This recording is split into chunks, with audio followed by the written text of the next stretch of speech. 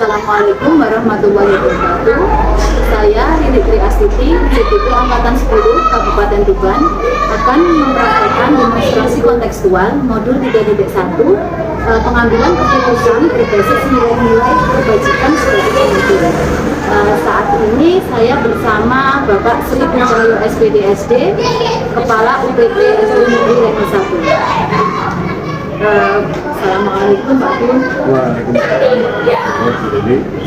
Di sini saya mendapatkan tugas dari Perhimpunan Guru Penggerak untuk mewawancarai 2-3 kepala sekolah. Salah satunya adalah kepala sekolah yang berada di tempat saya bekerja. Jadi nanti tujuan dari wawancara ini saya bisa menganalisis proses pengambilan keputusan berdasarkan pengetahuan yang telah dipelajari tentang berbagai paradigma dan prinsip pengambilan dan pengujian keputusan di sekolah masing-masing atau di luar lingkungan. Pak Kun, terima kasih sebelumnya atas waktunya. Langsungnya ada beberapa pertanyaan yang harus kita yang pertama yaitu selama ini bagaimana Pak Kun mengidentifikasi kasus-kasus yang merupakan dilema etika atau rujukan moral? Terima kasih Bu Lili. Selama ini ketika saya menyelesaikan kasus-kasus yang masuk tadi, sebenarnya khususnya terhadap yang moral itu senantiasa saya apelkan, artinya saya tetap berpegang teguh pada kasus tadi apa, kemudian tetap kita adakan identifikasi siapa saja yang terlibat, kemudian kita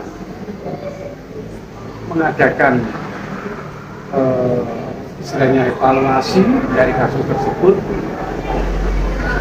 kejadiannya seperti apa, kemudian posisi pembenarannya itu di mana, dan itu selalu menjadi prioritas utama saya, dan sehingga semuanya tetap sesuai dengan aturan yang ada tanpa saya dipengaruhi sedikitpun oleh rujukan moral yang harus saya ambil untuk menentukan kebijakan. Jadi intinya menganalisis dulu. Iya, betul. Identifikasi kasusnya seperti apa, kemudian siapa saja yang terlibat, kita panggil, kemudian kita selesaikan secepat mungkin dengan penuh dengan rasa kekeluargaan dan musyawarah yang terutama. Baik Pak Kun, pertanyaan selanjutnya, bagaimana Pak Kun sebagai kepala sekolah menjalankan pengambilan keputusan di sekolah ini, terutama untuk kasus-kasus di mana ada dua kepentingan yang sama-sama benar atau sama-sama mengandung nilai kebajikan? Ini yang agak berat, artinya apa? Karena kedua-dua pihak ini sama-sama mengaku benar atau dalam posisi benar. Namun saya selaku pimpinan di sini harus tetap mengambil satu keputusan yang tentunya tetap mengutamakan skala prioritas mana yang harus saya jalankan dari kedua pembenaran. Tentunya tetap dengan saya meminta pertimbangan dari teman-teman guru, rekan-rekan guru dengan jalan musyawarah. Berarti adanya koordinasi dengan rekan sejawat dengan kemudian Pak, langkah-langkah atau prosedur seperti apa Pak yang bisa dilakukan selama ini? Langkah-langkahnya saya kira sama dengan ketika saya menerima satu kasus, yaitu utamanya kita mengadakan pertemuan, utamanya dalam rapat atau konferensi dinas yang alhamdulillah secara rutin selalu saya adakan, minimal itu 2 minggu sekali. Saya selalu mengumpulkan teman-teman, bahkan bisa lebih dari itu, dalam rangka evaluasi terhadap permasalahan yang ada di lingkungan itu. Kemudian Pak, ini ya pertanyaan selanjutnya. Hal-hal apa saja yang selama ini Bapak anggap efektif dalam pengambilan keputusan pada kasus-kasus dilema etika?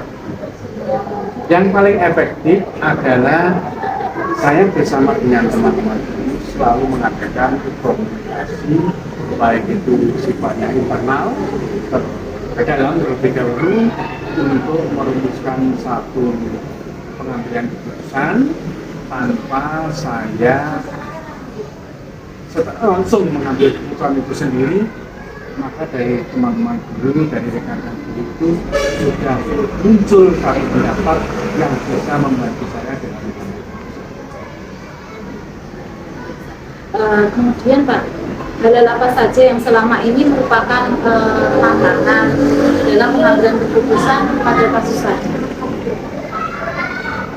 selama ini saya dalam pengambilan keputusan alhamdulillah merasa tidak ada hambatan, artinya selalu berjalan lancar tanpa satu kendala yang berarti, meskipun kadang-kala kita juga ada kasus-kasus yang cukup rumit, utamanya ketika kasus tadi mengenai siswa yang berhubungan dengan wali murid, dan kadang-kadang kita jumpai ada wali murid atau orang tua siswa yang kurang peduli kepada perkembangan peserta didik kita, sehingga tahunya mereka itu mintanya baik saja namun tidak berkontribusi terhadap sekolah. Nah, itu saya anggap satu tantangan khusus terhadap kasus-kasus yang selama ini saya selesaikan. Selebihnya alhamdulillah semuanya bisa berjalan dengan terkendalikan. Kemudian Pak Kun, apakah Bapak memiliki suatu tata cara atau jadwal tertentu dalam menyelesaikan kasus dilema etika? Kemudian, apakah Bapak langsung menyelesaikan di tempat atau memiliki jadwal untuk menyelesaikannya? Kemudian bentuknya bagaimana? Prosedurnya seperti apa yang Bapak jelaskan?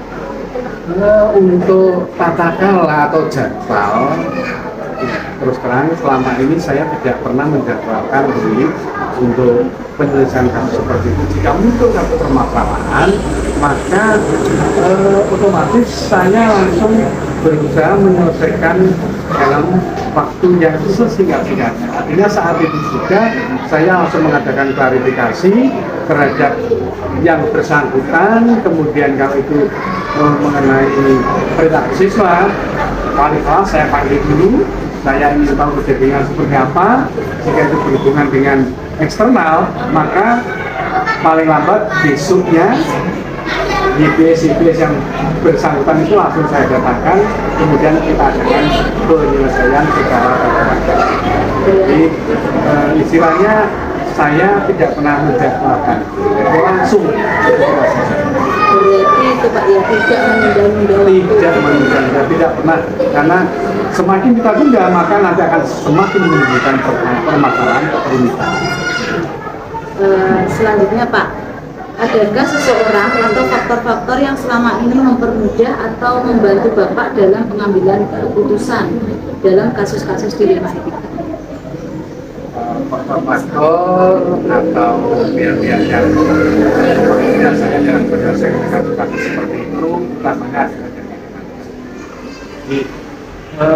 yang penting kita jalin komunikasi yang baik terhadap rekan-rekan guru dan tenaga pendidikan untuk mereka satu itu yang menjadi kunci pokok saya dalam menyelesaikan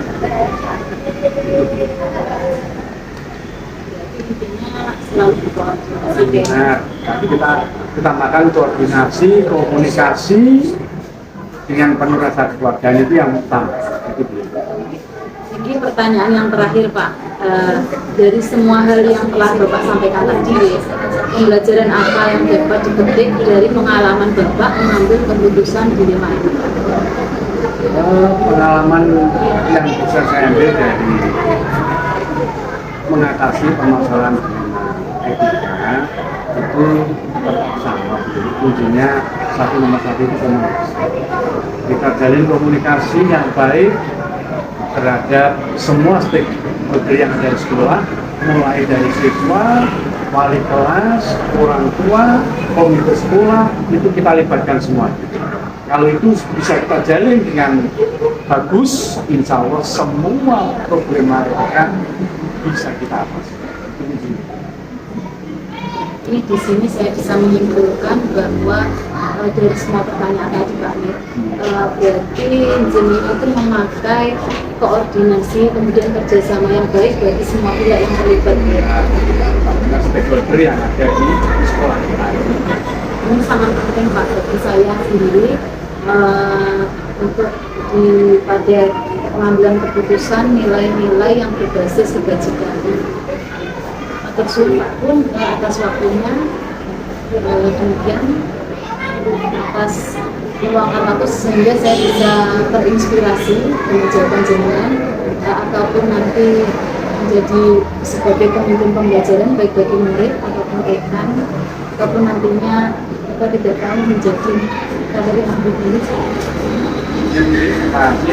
Mungkin saya bisa mengatakan pesan kepada penjenengan sebagai kesimpulan akhir bahwa ketika kita sebagai pemimpin dalam menyelesaikan satu permasalahan apapun itu terkait juga atau permasalahan intern sekolah, nomor satu adalah kita harus berpikir jernih.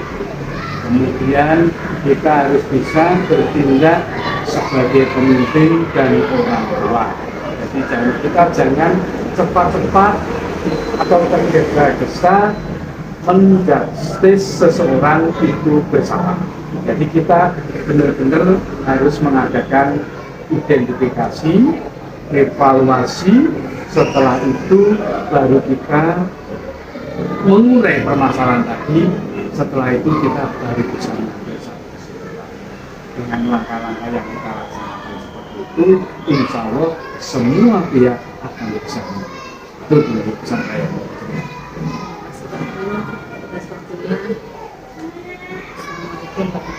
Waalaikumsalam.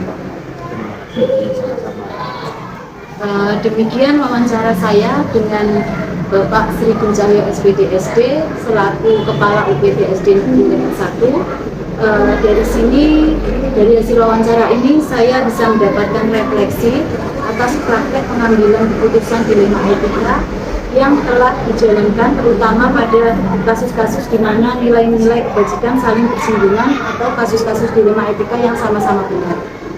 Dari penjelasan beliau tadi saya bisa mengambil kesimpulan bahwa kita apabila dihadapkan pada dilema etika, kita harus pertama berpikir jernih, kemudian yang kedua adalah bertindak sebagai pemimpin ataupun orang tua,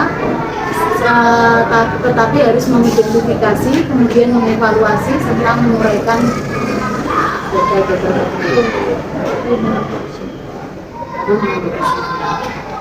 baik, demikian demonstrasi kontekstual dari saya. Wassalamualaikum warahmatullahi wabarakatuh.